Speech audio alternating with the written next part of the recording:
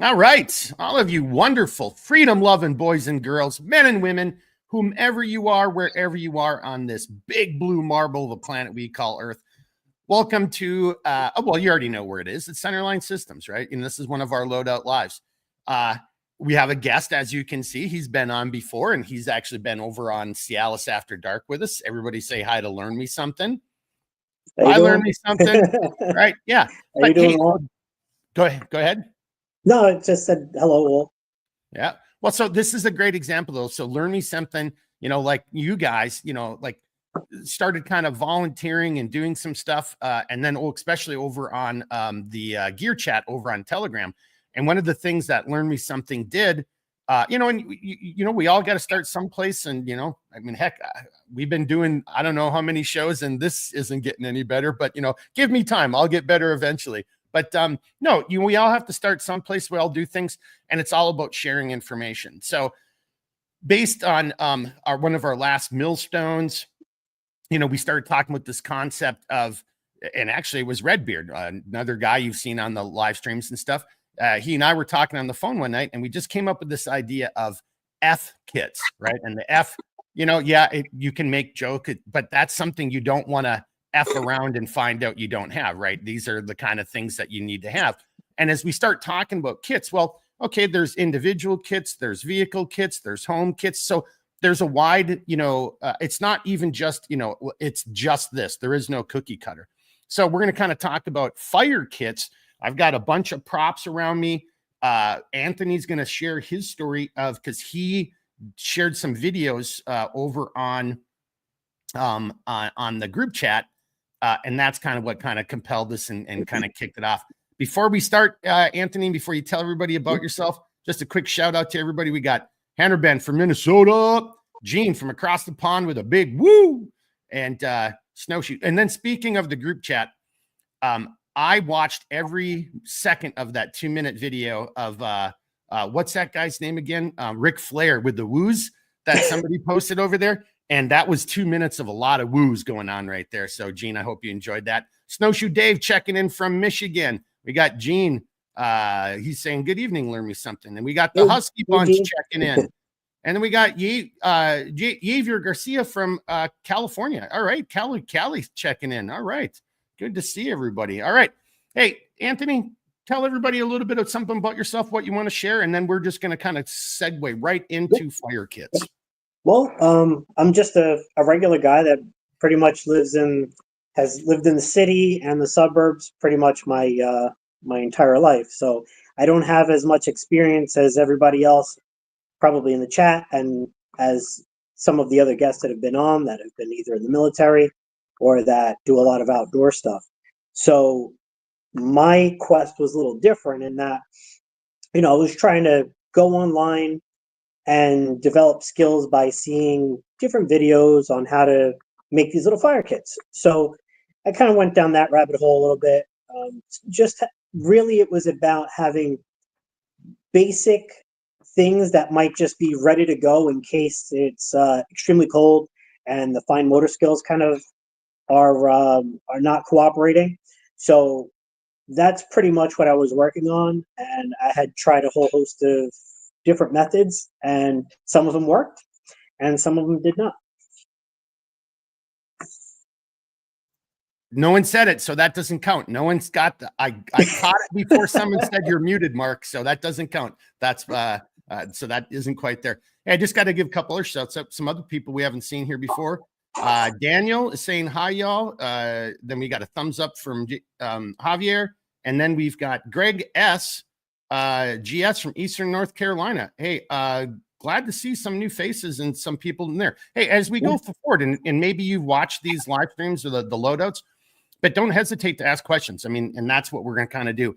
And then, so, how about we actually just start right there, Learn Me Something. Do you want to kind of go back into and maybe just say, because, again, I've got all kinds of props around me. There's so many fire starting props, I can't cover them all. I don't own them all, but I am going to kind of show some different things.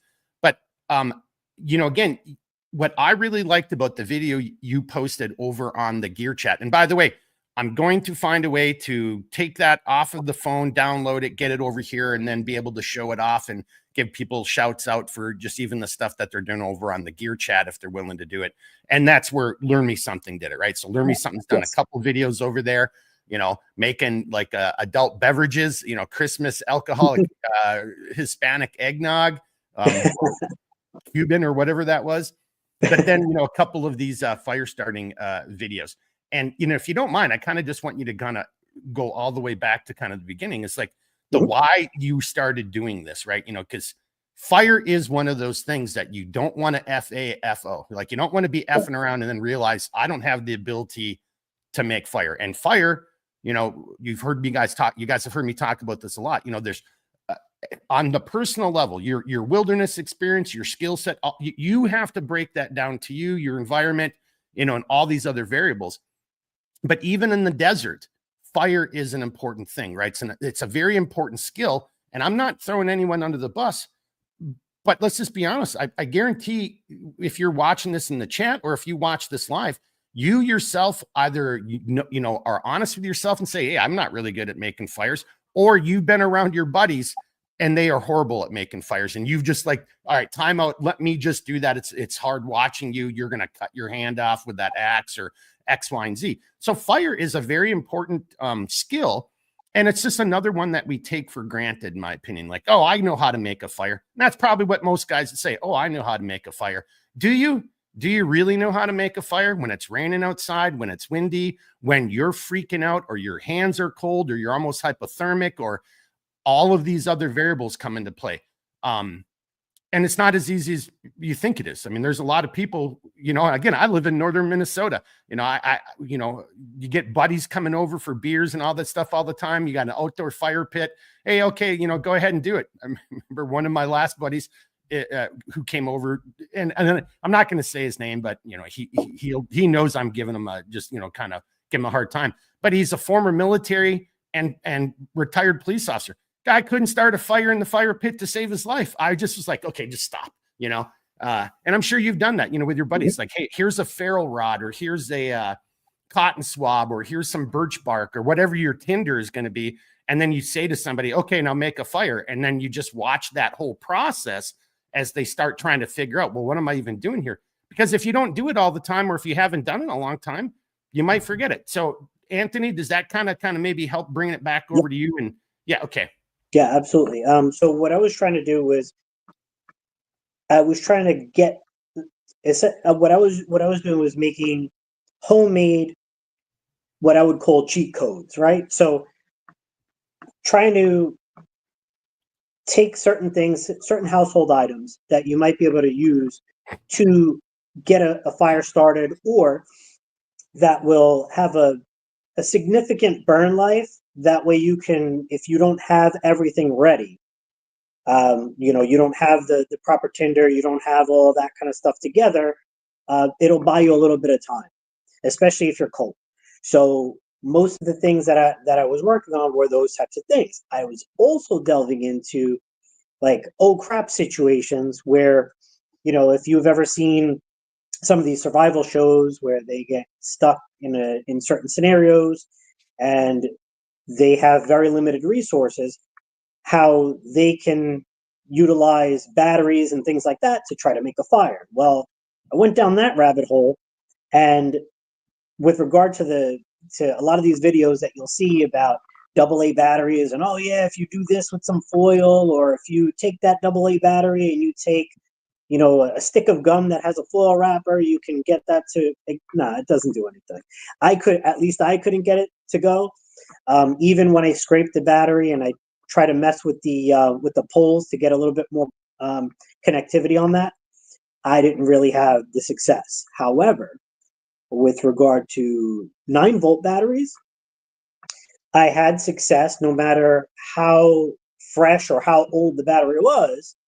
But the main caveat was you couldn't just use any steel wool.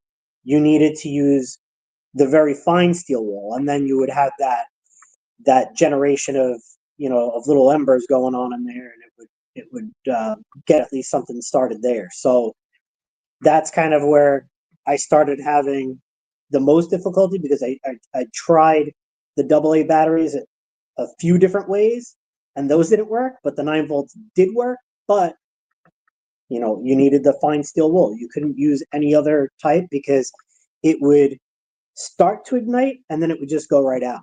So it wasn't a consistent burn. What I really liked about what you did in those videos, and I think one of for me anyway, like one of the nice aspects of it, or the good takeaways, was just that, hey, look, I'm trying this. Yes, this technique supposedly works, but I'm having such a hard time with it. Is this what I want to rely upon in a crisis? So I like that aspect of it. And look, and I'm not picking on people for learning bow drill skills, but I'm just going to sit there and tell you, like, for me, well, and this isn't a bow drill kit, but like, you really need to have like something like that, in my humble opinion, like already pre-made, preset up. But that's not your go-to, right? Or that's like, hey, everything's fine. It's good weather. It's not windy. And I just want to maintain that skill, right? So I have it. But to what kind of Anthony, and I'm kind of trying to throw it back to you, it was windy when he was doing it. And the takeaway is like, hey, okay, this kind of works. But if I really needed to get my core temperature up, or this is when I needed to get my emergency, fire going for a signal, like if I was lost and, I heard a plane, search and rescue. Yeah, that's not what you would want to do. It's not, it just, yeah. You want to go from, okay, so if the batteries were the only thing that I had, I would have been screwed. That, plain and simple. If the batteries were the only thing at my disposal and it was a really bad situation where it's freezing, I would have frozen to death. Like that's just how it would have worked out. But there were other methods that I also tried to incorporate that were homemade things that work. And it's all contingent upon, okay, well, are these things that are easily packable that you can have in a pack or have in an SHTF kit? Absolutely. There were some things, and then there were other things that if you don't have any space constraints, they would absolutely be great as well. And then, there were certain things that I didn't test out because it's something that is easily done. So long as you learn how to properly use them, such as the ferro rods and the magnesium bars with the striker. So I have those things, but I didn't want to use those elements in these videos and these scenarios because it was more about trying to manufacture other things that I could have that I won't necessarily need as much of a fine motor skill in order to get some sort of a fire going. I needed something that was going to be a lot easier, especially if you have frozen hands, to kind of get going. So that's really what I was focusing on. And I have some of those things. So whenever you want me to kind of showcase those things, I'll let Mark let me know. All right. Right on.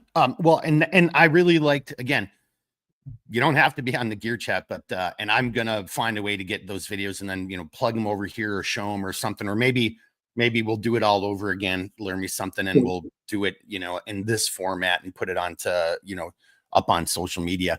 But it's just very important and it's very helpful. And again, just everything Anthony said, and I know I'm probably sounding like I'm beating the horse to death or that broken record, but you have to get out there and do it and experience it and learn it so you can make informed decisions. Now, before we get into some of that, here's some informed decisions coming in comments. Greg is saying a fire starter that equals coffee and Jameson. That's a little bit of a fire starter. Now, Gene's got a different approach on a fire starter. He says the ultimate fire starter is a tactical nuke or harness the sun's rays off of Bender's shiny metal butt. I like this one right here too from Questviews. Hey, nice to see you over here, Blackbeard. And then this could be a meme. It actually could be, the feeling when you finally get an ember, but you've been burning so many calories to get there that the sweat falls off your nose and puts it out.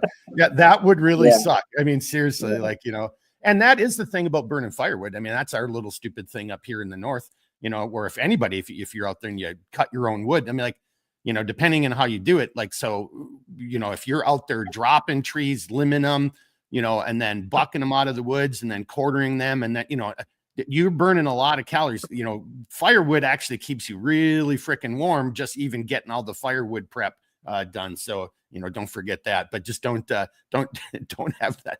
How disappointing would that be? Seriously, that would just like be a heartbreaker. Yes, I finally got an ember, and then everything goes away with the sweat, puts it out.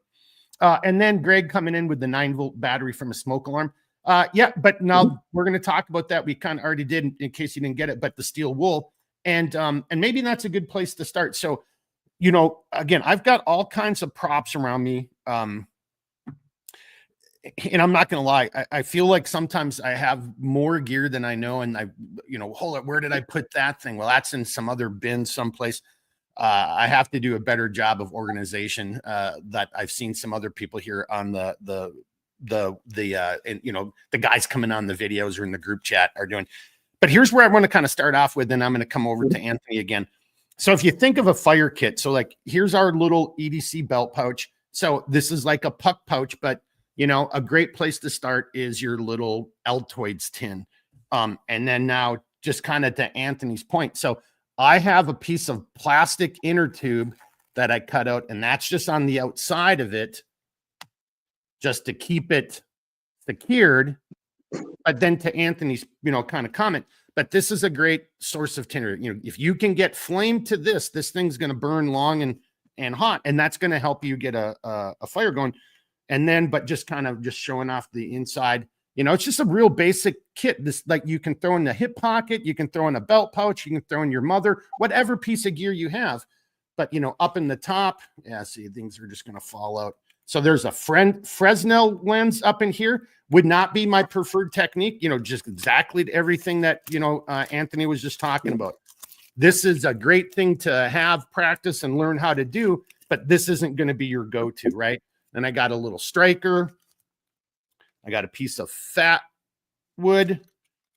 And then, so here, just real quickly, the striker is for some handful of Yuko matches. And these are like those, you know, all weather, you know, good luck trying to put them out. You can actually put them in dirt, put them in water, pull them back out. You can't leave it there forever, but you pull it out quickly. So that sweat from your nose isn't going to put that out. Right. And then, and I might get into this a little bit more, but this is just a Bic lighter. But if you notice, I put inner tube around it, and then I wrap that up with 100-mile-an-hour tape. So multi-purpose, multifunctional. This is going to not only be, you know, a lighter. Oh gosh. Well, Steve, you got to see there. Great point. So you see what just happened. I mean, everything breaks, you know, stuff fails. This has got some dirt in it, and it's not striking. So check your gear, right? This is super old. I mean, matter of fact, you're going to see another kit from like 2014. So if you've got that stuff, well, you know, that is the problem. Well, honestly, the real problem is that stupid little child thing that's on it that's kind of messing it up, because there's just a little dirt or something in there. But you got to get out there and check your gear and inventory it, especially if this is like a survival thing that you're carrying with you. And then last but not least, and then I've got a little plastic bag full of cotton balls that I've just, like, you know, swabbed into Vaseline. And then that is right there, with the exception of that lighter probably needs to be replaced.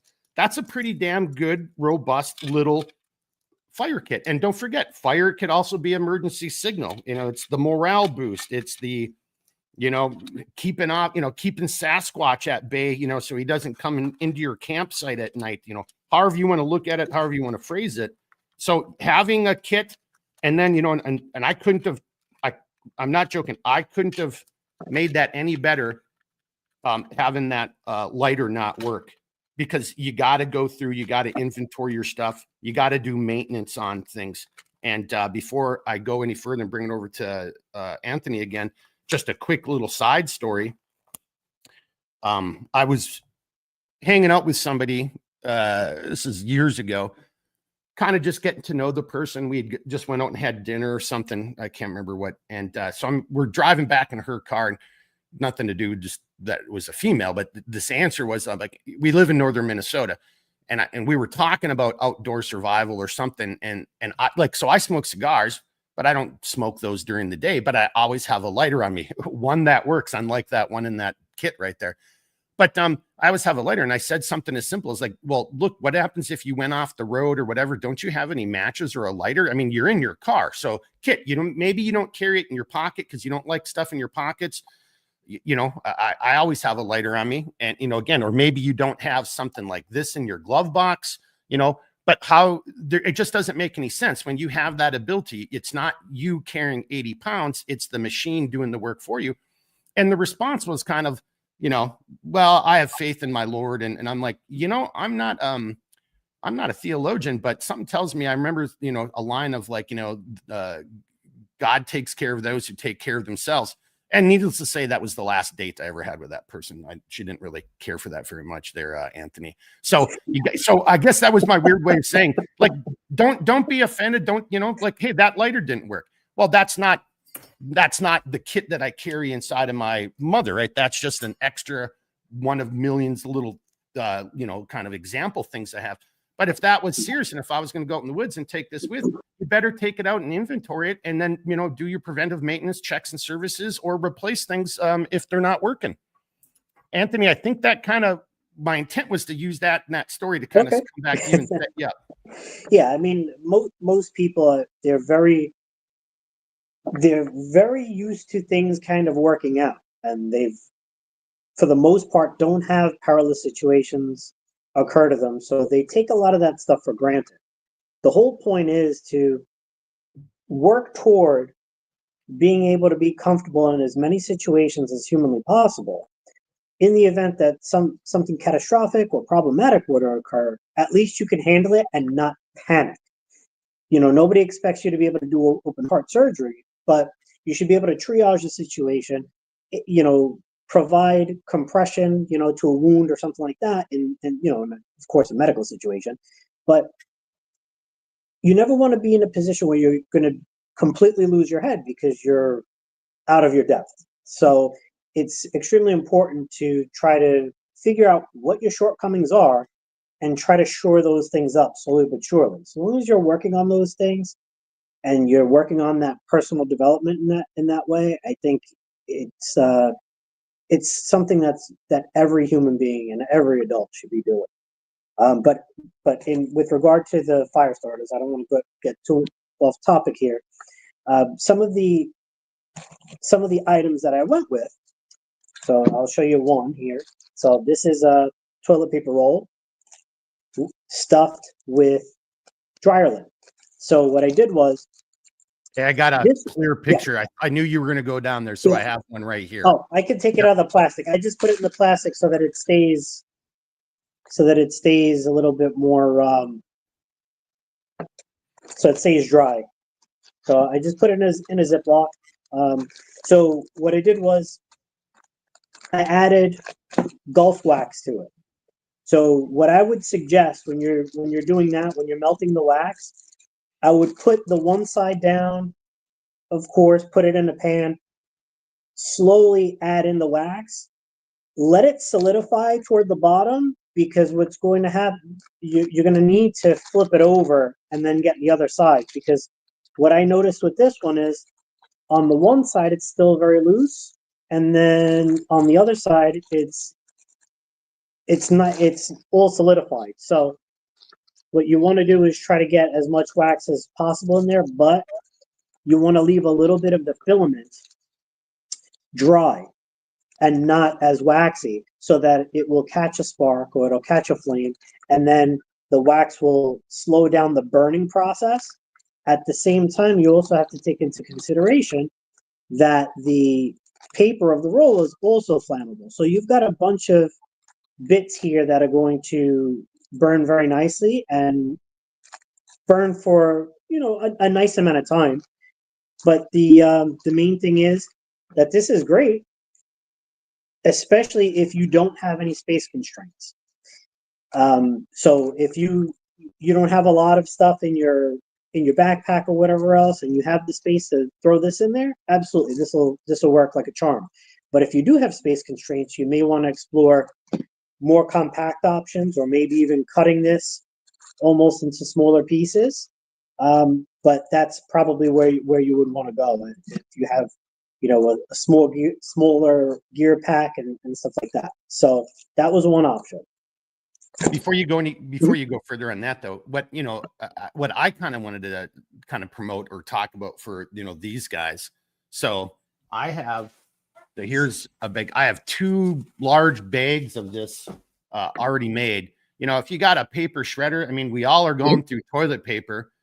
Don't throw that stuff away. I know this is going to sound stupid, but this is the fun thing about gear and survival and outdoors and camping and hunting is, and then you're just like on a snowy or rainy, day, you're going through and you've been saving all this stuff. You're shredding all your papers anyway. You should be, right? You're not just throwing that stuff in the garbage for somebody to dig through, wax. I mean, you can go online and buy, there's different types of waxes you can do. So this is actually from Blake, our friends over at Fog Firearms. What he did is he just for a summer, because he's into going to garage sales, just every time he was at a garage sale, if there was candles, he just bought up candles just super cheap, right? Then he just melted all that stuff, and again, then there, you can have your own production system and what size you want them to be. But Anthony's point, it can be lots of fun. You can make a family thing out of it, or you just do it with your friends, do it with your family, do it while you're sitting there watching a movie or whatever the case is, on a rainy day. But, and then just go out, and then the next time you're having a fire or your bonfire or, you're out camping or whatever the case is, have these things and practice and start them up, to like what Anthony's saying, to figure out your technique or your recipe, so to speak. My old place with my, and I actually had a wood burning fire stove. I use these things all the time. And, because it's a down and dirty and fast way, especially if you just like, hey, I need to heat the house up. I don't have a lot of time to mess around. So again, there's that imperative as well, right? So, without getting like, oh, I'm going to do birch bark or my normal way, or whatever you're doing, it's a fireplace. A lot of people use newspapers, and all that stuff too. But you just throw this in there and then your tinder on top of that. And then, you can come back to it and then start feeding it while you were like making coffee or whatever other event you had to do. So that like, to me, is like, just one of the easiest things that I think, people take for granted. And, again, you are generating almost all the resources necessary to make these things. And to Anthony's point, and I'll turn it back over to him, it doesn't take up a lot of space, and it's toilet paper, and wax. So it almost is nothing in the weight area as well, right? So it's not like, oh, I've got 4 of these things and I got to get rid of them because they're 10 pounds each. That's not the case. Yeah. So I see that Snowshoe Dave even mentioned birthday candles. Yeah, so you could do that. Crayons, you can actually do the same thing with crayons. Well, hang on, just slow down. We got a couple, the Marine Corps, we don't want to get John mad at you. You like, no, you eat those, you don't burn those, right? So. But getting back to the shredded paper that you had spoken about before. So I had another option that I had done. So this here, I took an egg carton. So this egg carton styrofoam, which is also petroleum. So you could use that as to get a flame going. But what I did was I went into the shredder and I took some of the wax and put that shredded paper. In some of these, I even put the shredded paper and the dryer lint, and some of them I just did plain dryer lint and the wax. So any which way you can do those things. Now, the options with regard to this are you could either pop the little molds out, or if you wanted to segment each one and use the styrofoam as a cup and like a holder, you could do that as well. And that'll also aid you in gaining a flame and retaining a flame for a time period while you're getting the rest of your resources together so you can build a larger fire. So don't be so quick to get rid of dryer lint and old paper and things like that, because they might come in handy. Hey, and at eggs being almost $8 a dozen, you shouldn't be throwing away the containers anyway. I mean, like, you gotta don't even throw away the shells, like you better start thinking about, gardening and, all kinds of other stuff, $8 a dozen. Hey, we had a couple quick comments and then we're going to keep going. Right here, Gene was talking about the inner tube, rubber tube, from old bike tires. Exactly. That's what I'm getting at there. And matter of fact, when I do this other kit, I'll show you kind of how I do that. But then also talking about UCO, the storm matches, lift boat. I'm not as familiar with, I don't know them, but UCO, that's a big name. And I'll show some of those things around. Now, Greg had a point, and I wanted to come back to this. Yeah, the issue with that lighter isn't that it was out of gas. It's just followed up and just like, and I should have done this better prep, with those modern lighters with that child proofing. Again, as we were talking about, under duress, wet gloves, that's just going to make it more difficult, and that potentially could make it frustrating. Get that stuff off, have a, needle nose plier, rip that off right off the bat. But then, that zip tie around it so it doesn't depress. Great idea. There are even, matter of fact, and I think I'm pretty sure it was Gimli in one of his videos that we've done recently. I don't know if it's something I've published or was one of the loadouts. He has it. No, I think it already was published. I think that was part of the Ruck loadout.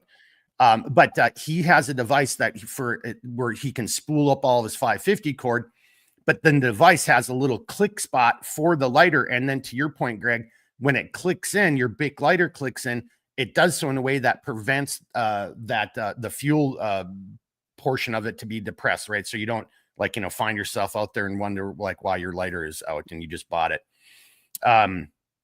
Yeah, and then Gene is just commenting on that, again, so you don't lose all the gas while it's in your pack. Greg saying yes. Quest views, toilet paper, leaves for the bum. I mean, you're out in the woods, so yeah, those leaves aren't going to be good tinder. That toilet paper will be better. And then here's where we were. The birthday cake candles, good size in the tin. Then also jute twine dipped in wax and cut to length. Not only that, but then I guess a little spoiler kind of housekeeping. So there's some survival paracord out there. There's been paracord out for a while, and there's been survival paracord out there for a while too. But I think I'm going to probably see about getting a large quantity of it. And then for my hanging tags going forward until I run out of that, and I'll probably do like a 12-inch, 24-inch piece so it's meaningful of the survival cord. But then I'll do a video talking about what each segment in the survival cord is, because some of that is actually fire starting, like kind of what the twine dipped in wax that Snowshoe Dave is talking about. But then I also think I'll do that, and I'll do a different knot every month, and I'll do a little video. Here's the knot I'm using for the hanging tags this month, with that survival cord. You guys let me know if you think that's a kind of a fun, cool idea. It could be some content, that kind of stuff. So I'll be kind of curious to hear what people say. So in other words, it's also my weird way of saying, don't throw away that shock cord with a shock cord keeper. I do that intentionally on the hanging tags because you can use that. Don't throw that stuff away. Phil's coming in late to the party. Tea lights, basically a tiny candle, a metal container, keeps the wax from running off. Yep. We'll and thanks for coming in over on Twitter or Rumble, or I'm sorry, X. Greg is saying church candles are 50% beeswax. And I'm going to kind of, I was going to talk about beeswax a little bit. And then Gene is saying, yeah, have that cord, and I never get rid of the hanging tags. Yeah, don't throw those hanging tags away. Yeah, that's what I'm kind of thinking, because then it's paracord, but it's also got survival elements inside of it. There's 9 different elements inside of the kern mantle, which is the outer part of the cord. Fishing line, so that ain't going to do you guys a whole lot of good because you're only going to get a 12-inch piece, but it has fire starting material in their fishing line, regular line, and then I'll be doing it in a specific knot, and I'll do a video like, here's the knot I'm using this week or this month and why I'm using it. So, all right. So let's kind of, here, and actually one other thing before we do it, because, we just talked about lighters, protecting your lighters. And I just want to throw this out there. So if you're going to go with a lighter, again, you got to ask yourself, well, my point is, like big lighters, they're all over the place, except, rip off that little childproof thing. Lots of people like Zippos, lots of people like gas lighters, refillable. But that's my other kind of comment is so I do like Zippos, right?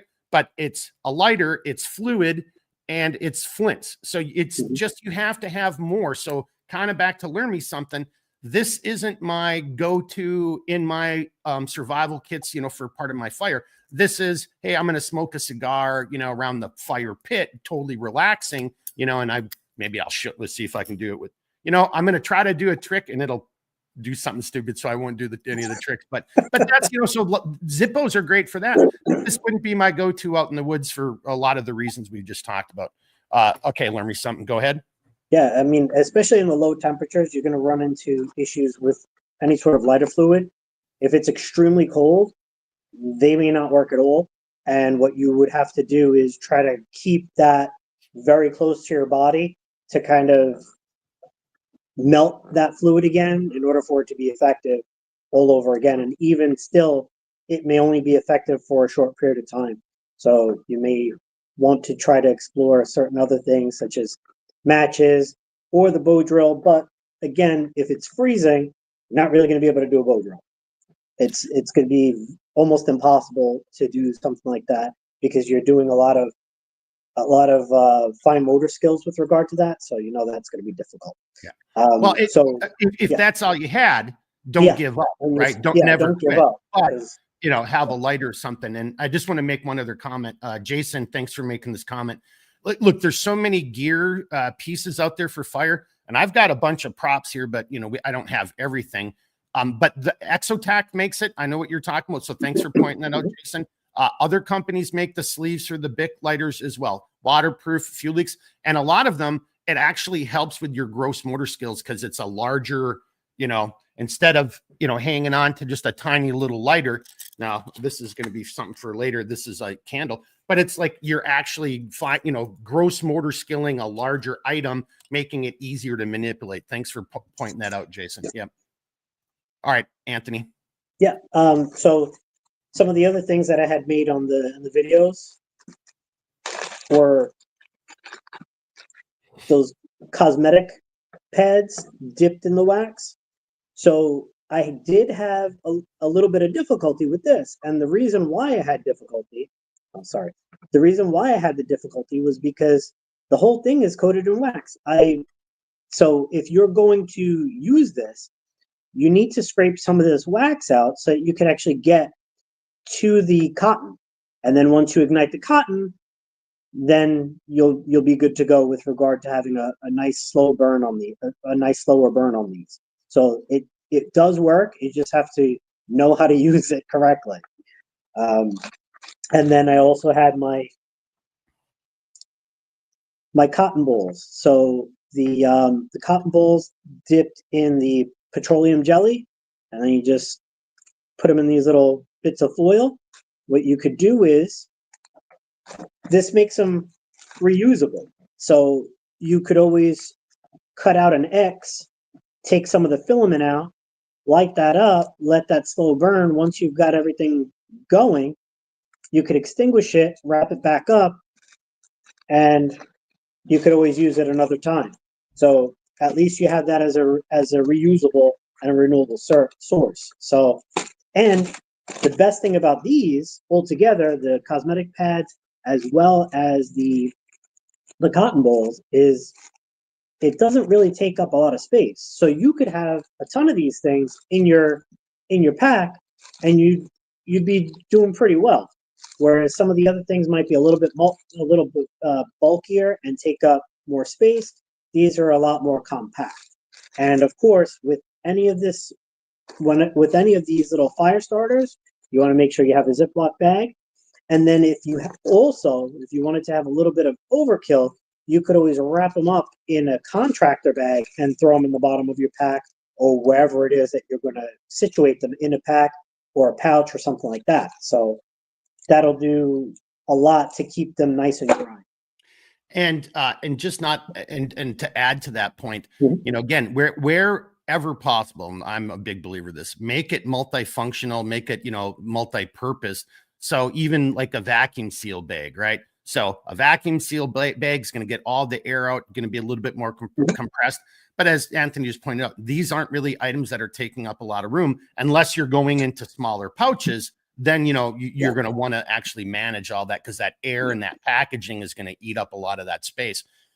So, you know, but vacuum seal or the Ziploc bag, you know, keeping it dry, keeping it protected, but also, you know, and just like, you know, the rubber bands, you know, or the inner tube, it's also another source of ignition. Now, I actually got to give you props. I like that idea about the aluminum foil and having your Vaseline cotton balls in there. And then, yeah, because, you know, for me, honestly, and, you know, and I'll show you, well, you know, you kind of saw it in this one. This is close. Let me just grab this.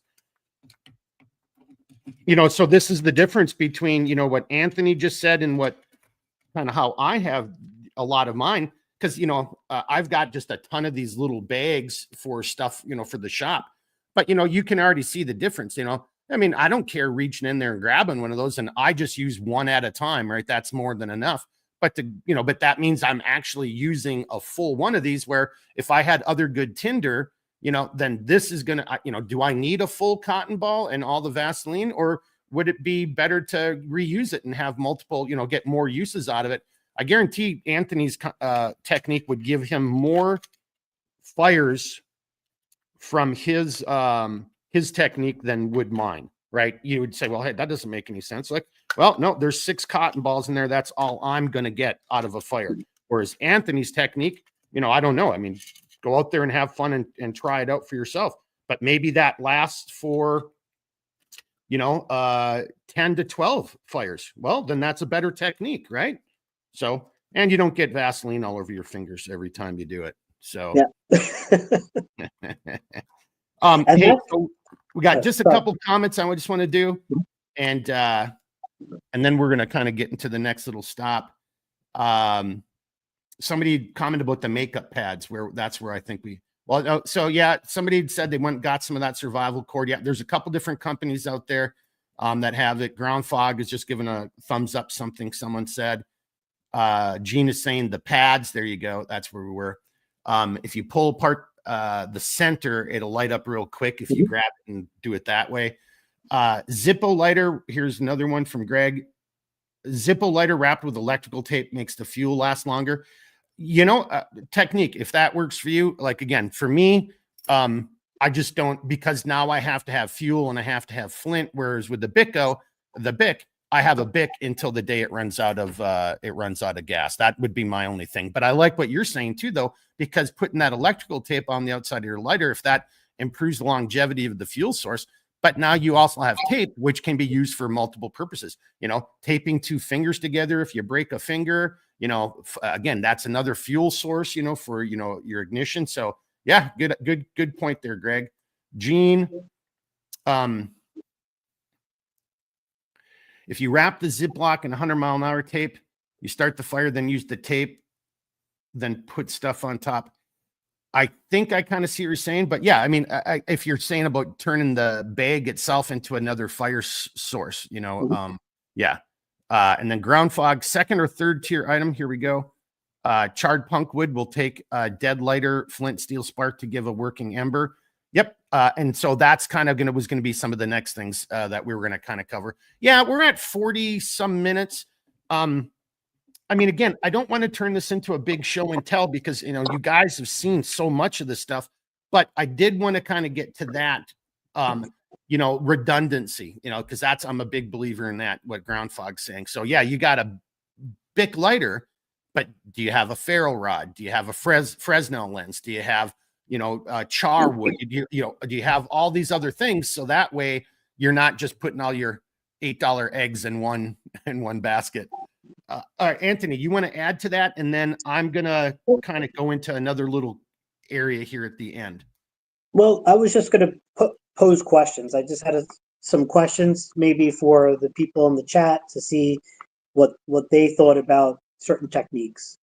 But if you have something that you want to go over first, that's fine. How about I just do, you know, it's not really show and tell, but I'll hit the highlights and why I'm doing it. And then that'll probably take me about 5 minutes, keep me at about 5. And then let's come over to you and we'll kind of start wrapping it up. So, but back to kits, right? So, you know, having a Bic in your lighter, no problem, right? Having a ferro rod, you know, on a piece of gear, you know, having a belt pouch, you know, or on your body, or, you know, again, I should have done this too, you know, our little key DC or any other similar item wrapped around your neck. So then it really is the old, there is no FAFO. It is an F kit, like, oh, F, man, I'm in trouble. Thank God I have that around my neck. And that maybe that just has, a striker, some UCO matches, maybe some cotton swabs, whatever. But then on the home front, this is, you can probably see how dirty this is. So I've had this little bin forever, but this is all my kind of fire kit materials for just making new kits. And then so kind of to, Anthony's kind of point, I'm not going to take everything out, but I got a couple 9-volt batteries in here for the steel wool. Here's a whole bunch of those little plastic bags I was just talking about, just so I can, put items in that. Yeah, just from the hardware store, just a big ass bag of fat wood, right? There it is right there. Just a big bag of that. You can take small pieces. If you got a bandsaw or a handsaw, cut them, shave them, make them more manageable for whatever size kit you're going to put in. Don't forget, just even something like this. I know this seems stupid, but just walking around in the woods, getting, natural tinder debris. This is a bunch of birch bark and some shavings from, like a tree I was probably sawing down, cutting down, so, and then just keeping that stuff. Oh, and then it's got some of those kind of pre-treated cardboard fire matches in there. So that's another great, tinder source. We just talked about cotton balls. Here's a whole bunch more of those little fire matches. So it's just like a compressed cardboard. It's got a little light part on the end. I think the UCOs are pretty dang good. So again, just an old inner tube. You can just see, you just cut off sections and now it can wrap around your tin, and inner tube is just a great little tool to have. And then to what we were just kind of getting at, steel wool, right? So, and no, this isn't my kink box and then a thing of Vaseline, right? So, but yeah, so that's just like a little, like, again, that's my fire kit that I just have for whenever I need to make another fire kit, right? Whether I'm doing it for friends, whether I'm doing it for me, just replacing stuff that I've used, just what does it really take to have this kind of ability, just another kit at home with all your materials. And then it's just organized. And then, again, same thing for even making these guys, have your little kit at home, have that old, cookie pan or baking pan. I wouldn't say a cookie sheet, but like an old baking pan that you're just going to trash, or it's trashed anyway, because, everybody's got different techniques, but you're pouring wax on these guys. You got the paper. It's going to be a mess. So make your own, kit for when you're making the little toilet paper rolls, right? And I would advise going back to, I think it was Greg who said it. And part of your kit should, of course, have Jim Beam or liquor or something in there, because so then you could have a drink while you're doing all the stuff, watching your movie. Oh yeah. Other little ideas. So again, you can just kind of see it. Again, I'm not going to try to do a huge show and tell, but this is an otter box, so just some natural tinder, some birch bark. Now this actually has a chemical. That's the fuel tab that's in there. Again, lighter. I probably need to go through and test that, and then a ferro rod and all kinds of stuff. But you can make. Here, this one I had because I wanted to just show one thing here. Again, kind of a little show and tell. And again, and I'm not, look, you guys know all this stuff, and there's people who know these are those really small, and there's even pellet versions of these now. Each one of these is like a little, more than enough to get a fire started. So actually having this many in this one kit is actually kind of overkill, but just another waterproof, box, doesn't take up a lot of space, doesn't take up a lot of weight. And I'm just kind of throwing that out there as an idea because, if you want to do the bow drill, look, I'm not saying it doesn't work. I'm not dogging it, but I'll have a fire going a lot faster with modern conveyances. But if you're going to have the bow drill, and I'm saying have a kit, something like this, because if it's wet and it's the middle of a storm, well, your bow drill isn't necessarily going to be, all that productive. And then this isn't necessarily fire, but, now I didn't even want to show this. This is just some piece of POS I got from some other thing. I hate zippers. That zipper sticks half the time. But just like, back to that necklace lanyard concept, if you've got key items that you want to not lose, so this is, a knife sharpener, P38. But on the other part, and this is from Jack at Black Scout, He's got a really giant ferrule rod, a really good scraper, and which has got its own, it's like its own little survival tool. So very multifunctional. And for me, what I liked about this one is, again, gross motor skills. It's a large ferrule rod, so I'm not going to have to, worry about, fine motor skills if I'm kind of getting hypothermic, or if I'm cold and I'm tired, or it's the middle of the night.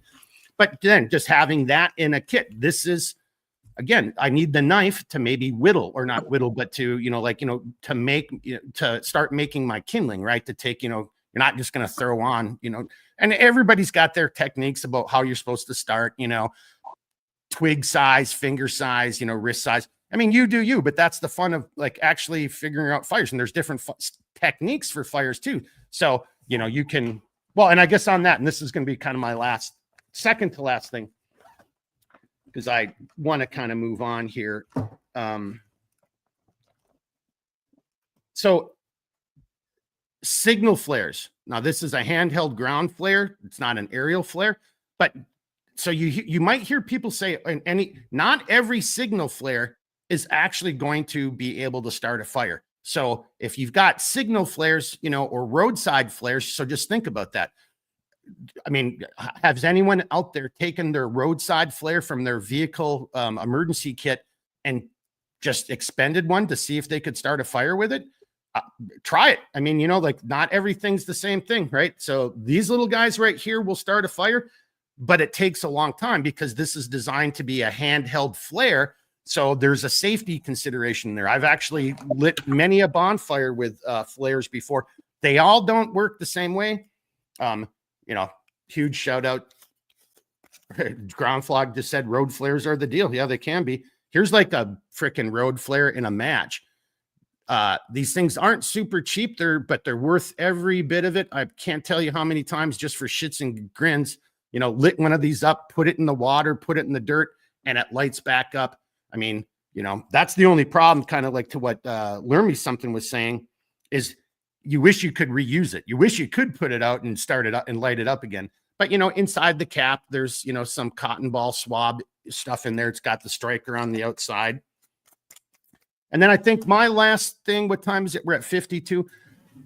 My last thing kind of is going to be, don't forget, so I've got to start a fire to get flame going, right? I got that. But a candle, is, we already talked about candles and candle wax. So, you get a candle going, and once the candle's going, you can light things off the candle, but this also provides warmth, heat, light, all kinds of other stuff. So even having a good little travel candle, and then, you go back, somebody already said it, but they do beeswax, they do all kinds of different stuff. So candles, my good boys and girls. That's all I got right there, man. Yeah, I could do more. There's so much more. Again, ferrule rods, well, fat rope stick. I think that's what they call it. Here, I think I got it here in the side of my mother.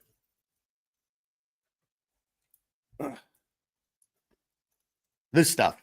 And I've done many fires with these things too. You just cut a chunk of this off. This stuff works pretty dang good, right? So, and that's just a really fast, down and dirty and easy thing. I carry that in one of the side compartments of my mother, right?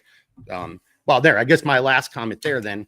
And then in the front compartment of my mother, don't necessarily need this here in Minnesota, but, for a lot of you guys, you need to have a stove, right? You need to have a stove. You need to have a fuel source, because you can't just burn wood, or you can't have open fires where you live. So don't just think, the ignition source and the kindling, how you're also going to burn it and control it too.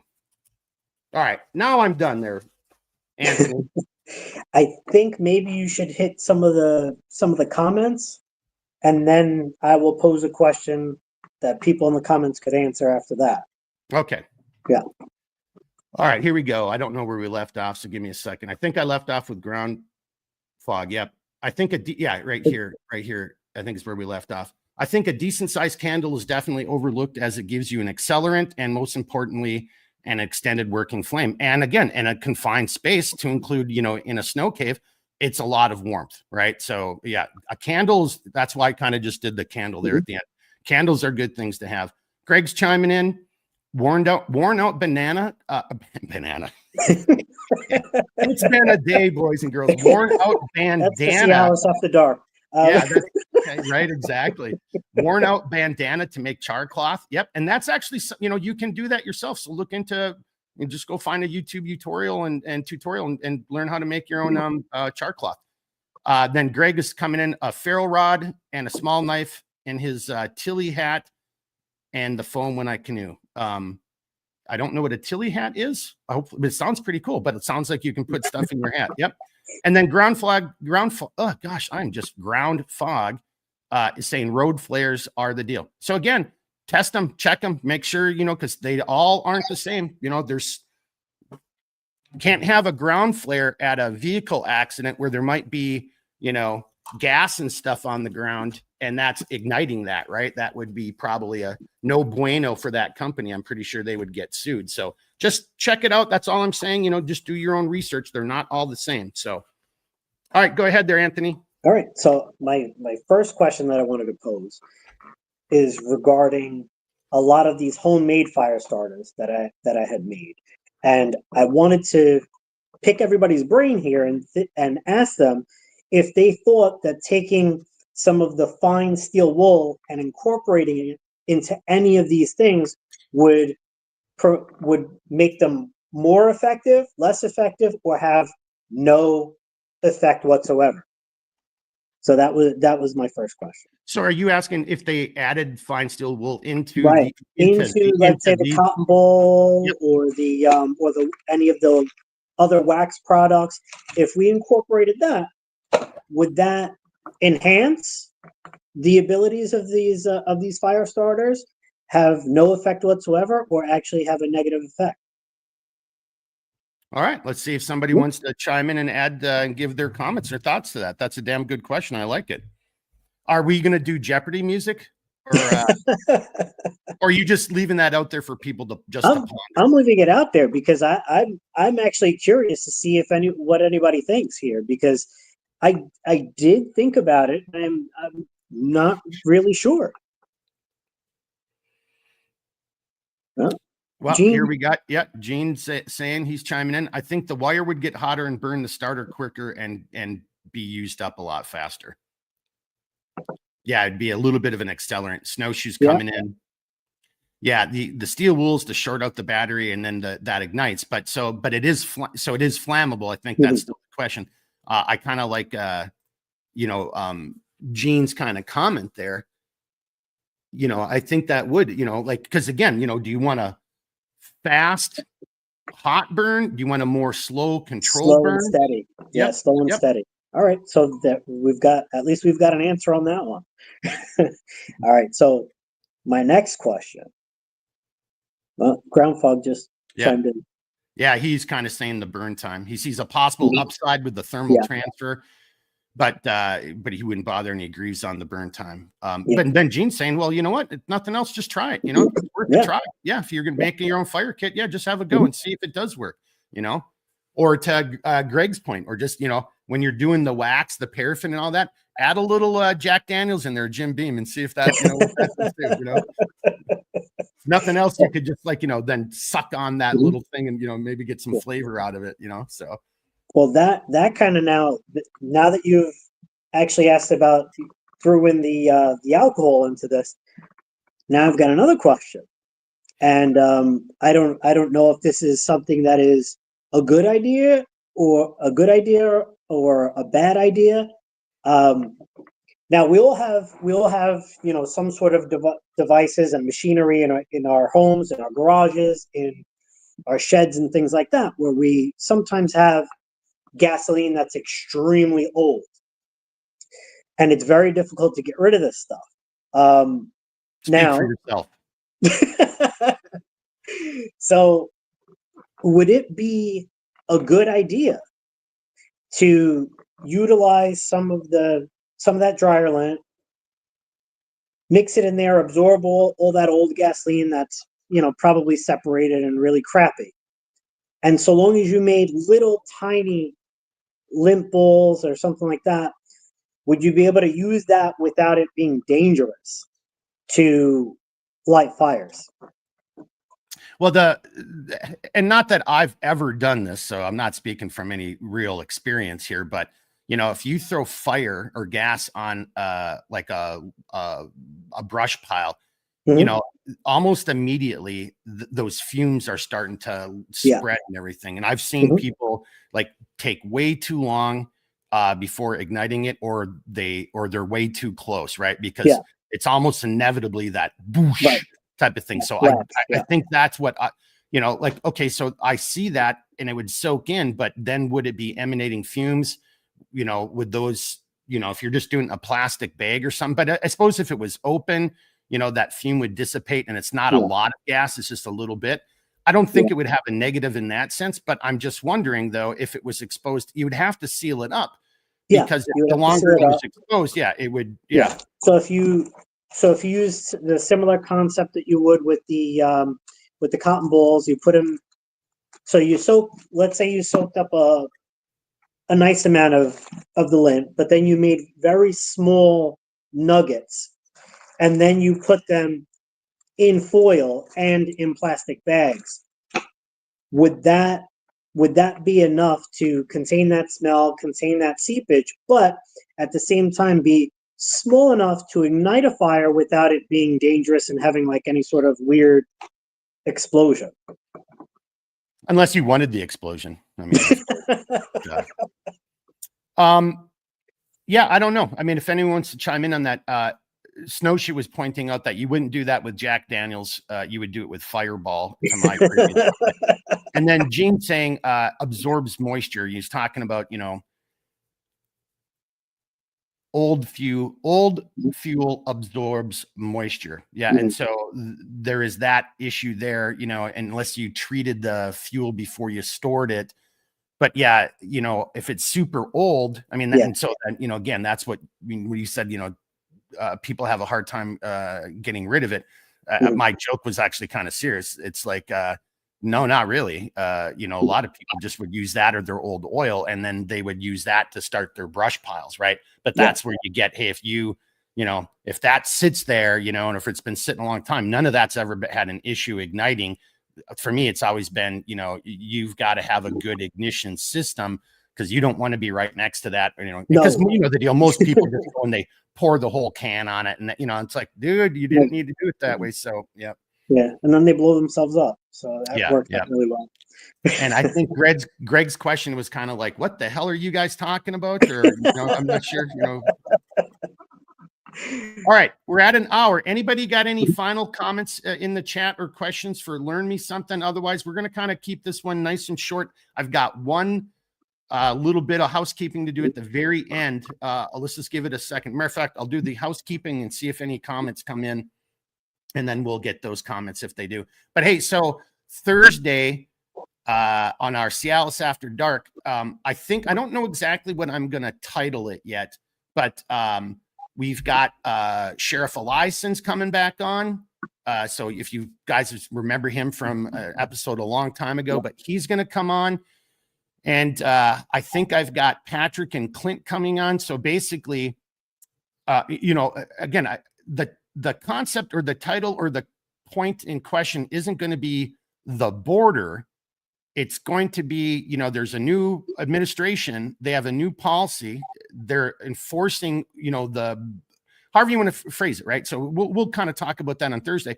But what we'll have though is somebody who's, and he can't speak for that organization. Patrick, all of his comments are his, but he's got a very unique and perspective of what's going on that side. We've got a sheriff who's in northern Minnesota with a huge section of his county that's a border, abuts Canada, and we have a lot of border crossings taking place in the north as well. Not as much as the south, but it doesn't get talked about.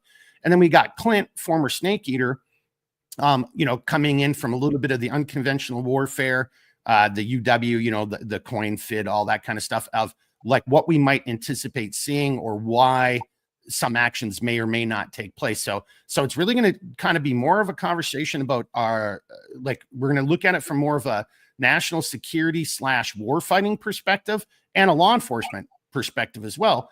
Because two gentlemen are kind of working the law enforcement side of it. And then I think Clint and I would just talk about, what is the maybe give you, we don't know, but like, hey, when I was in the agency, this is what we were doing, or this is what we were combating, or this is what we experienced in, different places. Same with Clint, hey, special forces, this is how we would approach this. This is, what we would be doing, and because, one way or another, something is probably bound to happen here pretty quickly. We've already had people who, well, see, I'm already kind of getting ahead of myself, as I always do. That's going to be the Thursday's live stream. Some, great guys coming on. So hopefully we can see you over there on CLS After Dark. And then I have been negligent in doing my duties for all of you great men and women by sharing a really horrible dad joke that Steve, you know who you are, Steve. Steve sends me jokes. I love them because they're just horrible dad jokes. So actually, here, I'm going to do this before I do the joke, in case there's a question from you, for you. Ground fog. Remember fire safety with clothing materials. Yep. Ground fog, bug spray, etc. Greg, 151 proof rum and a sample bottle. Danger, no gas. Yeah, well, but that's actually a great point. So when you start thinking about, because we didn't talk about alcohol stoves, but that's another source. Like, most liquors aren't, but that's a great point. I mean, there's other options and other things that you might want to consider, even going all the way back to the Zippo lighter, if that's what you want to use. Well, now you've got, lighter fluid. Can that lighter fluid be used in other ways? Or do you want to use a chemical heat source? Or because, once that's flamed, that's going to, those heat tabs last forever. Right. So, okay. And then Greg's adding a little something to it. I treated a child with 90% burns from a gas fire. Danger, the fume.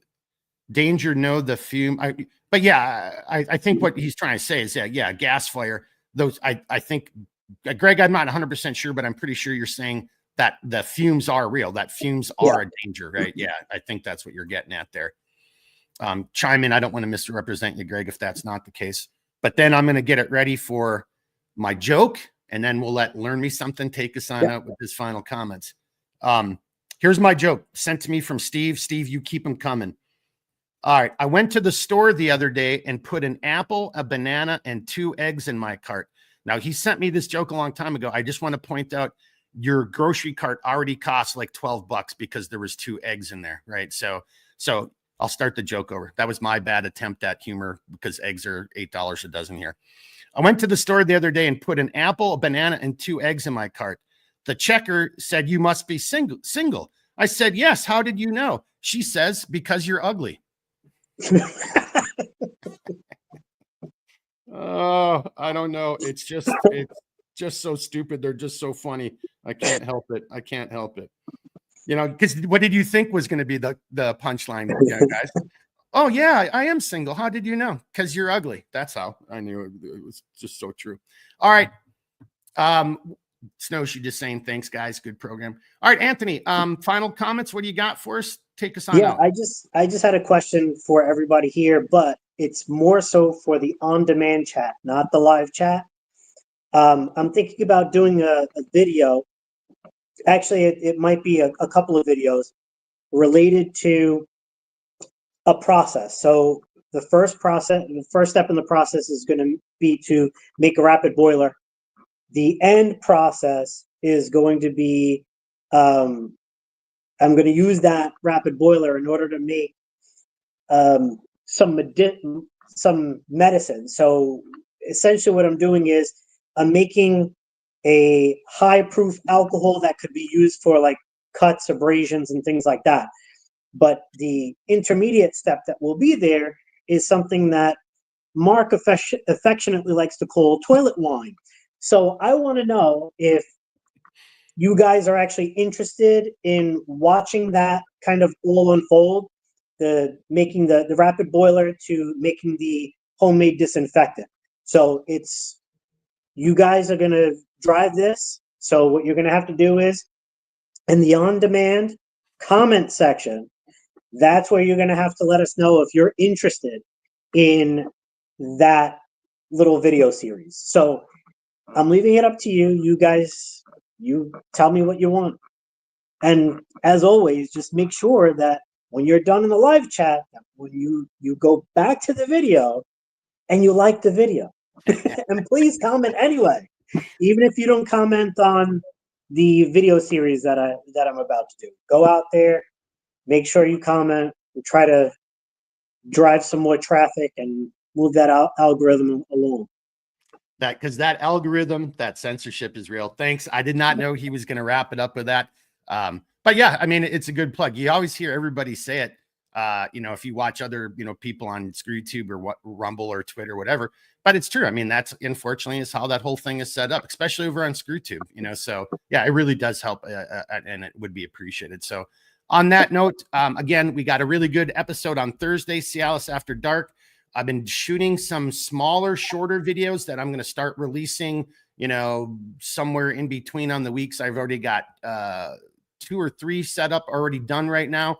I could release one tomorrow. I guess we'll just see how tomorrow goes. But yeah, maybe I will release it tomorrow. We'll just, but the other thing, you don't want to go right on top of your other video and just, and bury it. So, but we're working on some other content. And then, so Anthony, to that point, I didn't know he was going to say that, but that's additional content. And if you guys want to see that, again, in the on-demand section, leave it in the comments there so we have something to go in there.